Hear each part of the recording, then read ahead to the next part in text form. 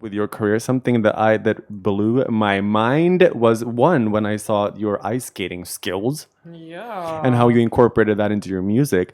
And two, when you made a music video with none other than motherfucking Milk. Oh my God, I love Milk. The hottest, most gorgeous RuPaul's. Oh, I'm not even going to bring in RuPaul's Drag Race because that's not a definition of who he is.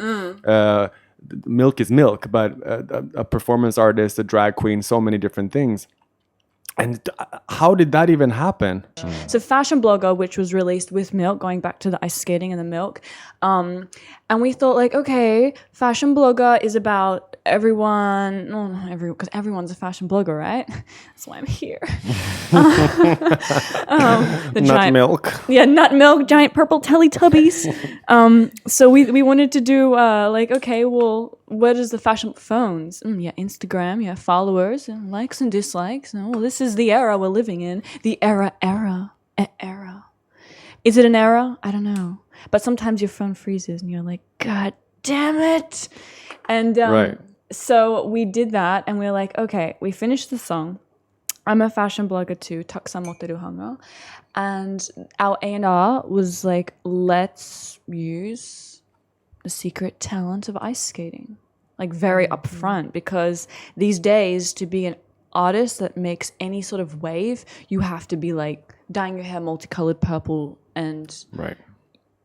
twerk the shit out of everything. Now listen, I'm not about to be here twerking and like, you know, I'm not cool. Who am I? I'm just like some like nerdy ice skating girl. Like I need to be successful. So we were like, okay, let's do something that's I'm good at. So I was a figure skater for 10 years. I got to like an intermediate level. I did nationals in Australia. I did pretty well considering I started at 11 size, so I started pretty late, and I also had to fund most of it by myself because my parents were like, I'm not sitting in a cold ice skating rink every day. This sucks. No, for real. Like Alone with your little Vegemite sandwich.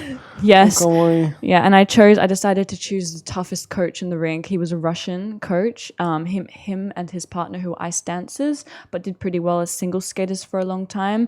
And like, you know, if I fell, especially towards the end, because we were training like, you know, all my double jumps, it was all like intense. It wasn't just like, you know, I wanted to be good. I needed to be good because it was like every piece of money. I worked 3 jobs at one point and I was not sleeping. I gave up doing a school certificate for it.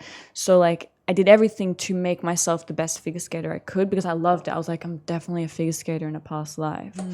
So I would train twice a day. In my last year of school, I would do 6 a.m. until like 8:30. And then I would come to school late. And then I would leave like right on 3 and just drive straight out because I got my driver's license. So like I was going for it. And I really love ice skating. Like we could talk about ice skating for an hour, honestly.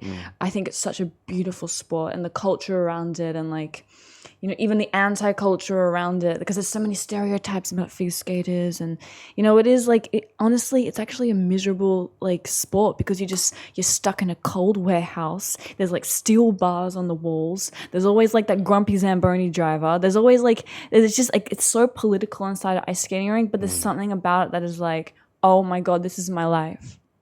So what's interesting It's a stadium, isn't it? It's back to the stadium. Rhymes so in a stadium.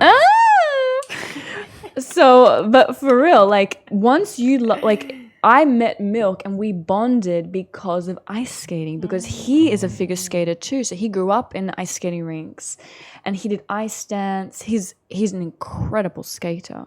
So of course it's like, hi.